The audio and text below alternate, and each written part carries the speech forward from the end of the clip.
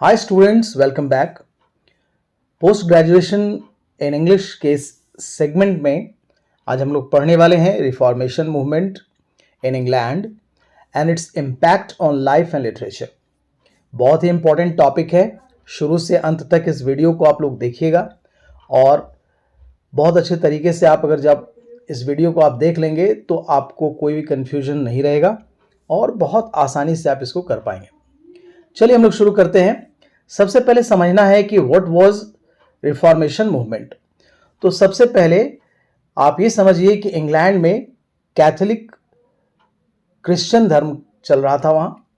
तो यह जो मूवमेंट था वो क्या था? The Protestant reformation. इसे प्रोटेस्टेंट रिफॉर्मेशन भी हम लोग कहते हैं, जिसकी शुरुआत 16th सेंचुरी में हुई।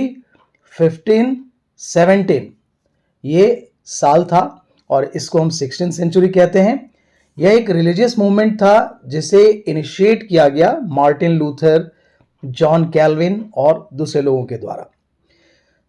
इसने चैलेंज किया authority of the Catholic church, यानी जो कैथोलिक चर्च थे उनकी अथॉरिटी को बहुत ज़्यादा इसने चुनौती दी, leading to a significant religious, political, social and cultural changes. और यहाँ पर धार्मिक, राजनीतिक, सामाजिक और सांस्कृतिक जितने प्रकार के भी चेंजेस हो सकते थे उस पर ये काम करते हैं। प्रिंटिंग प्रेस ने बहुत ही क्रूशियल रोल प्ले किया है इसमें, और रिफॉर्मेशन आइडियाज को आगे बढ़ाने में प्रिंटिंग प्रेस यानी छपाई मशीन का बहुत बड़ा योगदान रहा। ठीक है, अब क्या देखते हैं हम लोग कि इम्पैक्ट ऑफ रिलीजियस लाइफ क्या था उस समय। तो सबसे पहले धर्म सुधार के आने से एंड ऑफ कैथोलिक मोनोपोली हुआ वहां पर, यानी कि कैथोलिक एकाधिकार जो था वहां पर, यानी कैथोलिक धर्म का जो मोनोपोली थी वो खत्म हो गया। कैथोलिक चर्च जो था वो अपने एब्सोल्यूट कंट्रोल को खो चुका था और लीडिंग टू रिलीजियस डाइवर्सिटी, और वहां पर एक डाइवर्सिटी आई, अंतर आया, लोग थोड़े इधर उधर भी गए और अपने आप को इस धर्म से थोड़ा अलग करके सोचने लगे और एक नए धर्म का उदय हुआ जिसको हम लोग कहते हैं राइज ऑफ प्रोटेस्टेंटिज्म। ठीक है, प्रोटेस्टेंट धर्म का उदय हुआ और नए क्रिश्चियन डिनोमिनेशंस जैसे लूथरिज्म, कैल्विनिज्म और एंग्लिकनिज्म की शुरुआत वहां पर हुई। इसे हम राइज ऑफ प्रोटेस्टेंटिज्म भी कहते हैं। बाइबल का ट्रांसलेशन होना शुरू हो गया और बाइबल के ट्रांसलेशन के साथ साथ इसे वर्नाकुलर लैंग्वेजेस में, यानी जन भाषा जिसको हम कहते हैं, आम लोगों की भाषा में इसको ट्रांसलेट किया गया ताकि हर किसी तक धर्म की पहुंच हो और इसको समझ सके लोग। व्यक्तिगत व्याख्या भी की गई इसकी, यानी इंडिविजुअल इंटरप्रिटेशन किया गया। किस चीज का? बाइबल का। लोगों को इनकरेज किया गया कि वो धार्मिक टेक्स्ट को पढ़ें और इंडिपेंडेंट होकर पढ़ें और समझे भी। तो ये शुरुआत हो गई। ये इंपैक्ट ऑन रिलीजियस लाइफ वहां था। अब सोशल लाइफ में क्या चेंजेस आए, क्या प्रभाव पड़ा? यहां पर सबसे पहले ग्रोथ ऑफ एजुकेशन देखने को मिला। एजुकेशनल ग्रोथ होना शुरू हो गया। यहां पर लोगों में लिटरेसी इंक्रीज हुई और लोगों को एनकरेज किया गया कि वो बाइबल पढ़ें। ठीक है, फिर आता है वुमेन्स रोल, महिलाओं की क्या भूमिका थी। प्रोटेस्टेंट ने प्रमोट किया बेसिक एजुकेशन को, वो औरतों के लिए, और यहां पर पैट्रियार्कल स्ट्रक्चर जो है वो बना रहा है, यानी कि पैतृक जिसको कहते हैं, पिता की जो भूमिका होती है या पिता की जो इंपॉर्टेंस होती है किसी फैमिली में, वो बनी रही वहां पे। ठीक है, अगला होता है डिक्लाइन इन क्लर्कियल पावर, यानी जो पादरी थे उनकी शक्तियों में बहुत कमी आ गई।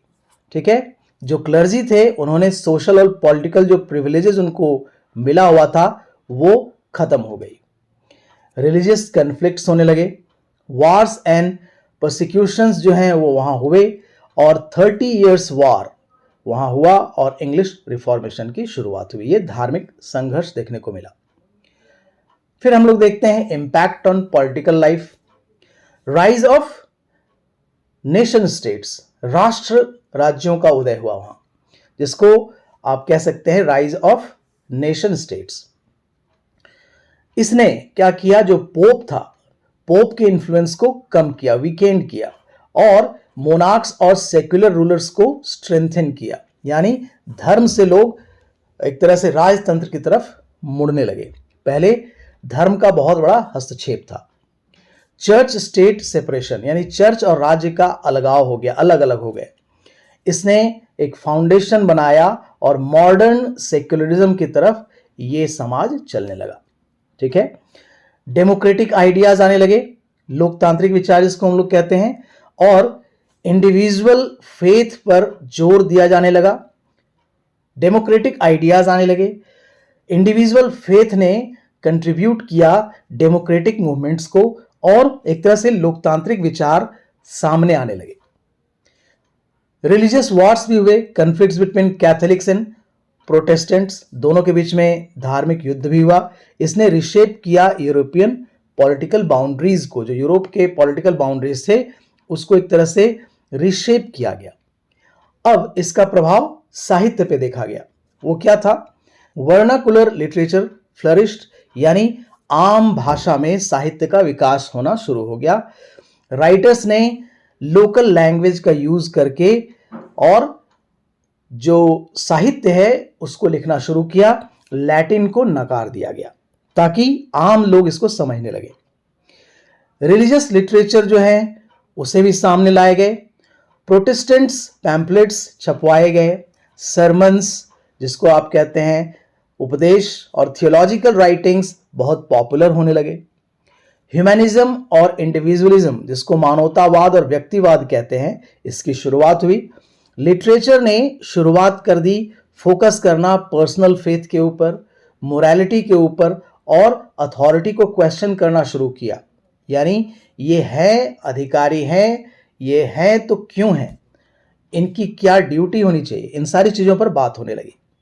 और फिर मिल्टन का पैराडाइज लॉस्ट, एक बहुत बड़े लिटरेचर का यहाँ पर आप आगमन देखते हैं।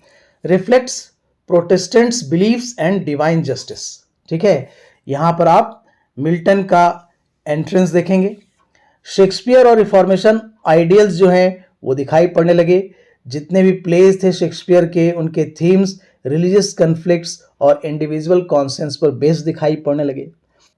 जॉन बनियान्स द पिलग्रिम्स प्रोग्रेस जब आप देखेंगे तो उसमें देखेंगे कि एक प्रोटेस्टेंट एलेग्री जिसने एम्फेसाइज किया फेथ और प्रेजर्वेरेंस के ऊपर, यह दिखाई पड़ने लगा। तो इस तरीके से साहित्य के ऊपर धर्म सुधार आंदोलन का बहुत ज़्यादा प्रभाव दिखता है। अब आर्ट और कल्चर पे क्या डिफरेंस देखने में मिलता है, यहाँ पर इम्पैक्ट क्या दिखाई पड़ता है? आइकोनोक्लाज्म, जिसको हम कहते हैं कि मूर्ति को नकार दिया गया, यानी मूर्ति पूजा को हटाया गया। प्रोटेस्टेंट्स जो थे उन्होंने रिजेक्ट कर दिया रिलीजियस इमेजरी को, और destruction of Catholic art, Catholic धर्म में जो आर्ट थे उसको डिस्ट्रॉय कर दिया गया, जिसको आप मूर्ति भंजन आंदोलन भी कह सकते हैं। राइज ऑफ सेक्युलर आर्ट, यानी धर्मनिरपेक्ष कला का विकास होना शुरू हो गया।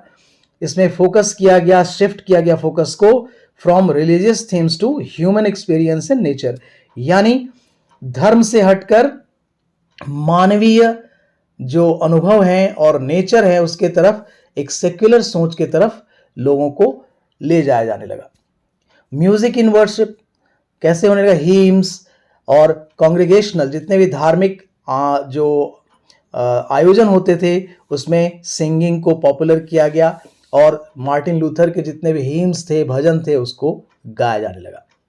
अब इसका एक लॉन्ग टर्म कंसिक्वेंस दिखाई पड़ता है, इसका परिणाम दिखाई पड़ता है।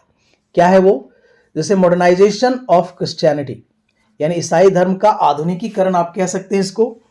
इसने लोगों का फोकस जो है शिफ्ट किया rituals to faith and scripture. ठीक है, रिचुअल्स से हटाकर किसी विश्वास की तरफ और धार्मिक पुस्तकों की तरफ एक तरह से लोगों को ले जाया जाने लगा। इन्फ्लुएंस ऑन एनलाइटमेंट, कैसे लोगों को ज्ञान की प्राप्ति हो, लोगों को इनकरेज किया गया ताकि अथॉरिटी को क्वेश्चन किया जा सके, और साइंटिफिक और फिलोसॉफिकल प्रोग्रेस को लीड किया गया, आगे लोगों को उस तरफ ले जाया जाने लगा। फाउंडेशन ऑफ कैपिटलिज्म, पूंजीवाद की नींव पड़ी। मैक्स वेबर की एक किताब है the Protestant ethic and the spirit of capitalism. इसने प्रोटेस्टेंट वैल्यूज को इकोनॉमिक ग्रोथ के साथ जोड़कर दिखाया, तो फाउंडेशन ऑफ कैपिटलिज्म भी दिखाई पड़ने लगा। लिगेसी इन लिटरेचर, साहित्य में भी एक धरोहर और प्रभाव दिखाई पड़ने लगा। Themes of moral struggle, divine justice और इंडिविजुअल फेथ सब कुछ दिखाई पड़ने लगे और मॉडर्न वर्क्स में ये सब दिखाई पड़ने लगे। तो फाइनली हम जब निष्कर्ष पे पहुंचते हैं, कंक्लूजन पे पहुंचते हैं, तो पाते हैं कि जो सुधार आंदोलन था, धर्म सुधार आंदोलन था, उसका जो वेस्टर्न हिस्ट्री है एक बहुत बड़ा चेंज लाता है, एक महत्वपूर्ण मोड़ दिखाई पड़ता है और इसने धार्मिक, सामाजिक, राजनीतिक और साहित्यिक एक जो सीन और सिनेरियो था उसको बदल दिया।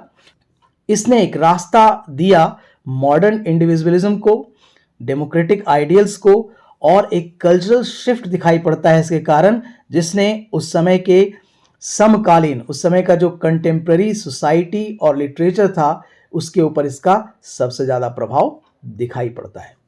So dear students, this way you can understand the importance of reformation, meaning of reformation and its impact on life in literature. I hope कि अब आप समझ गए होंगे। चलिए मिलते हैं जल्द ही आपसे दूसरे वीडियो में। Till then, bye bye.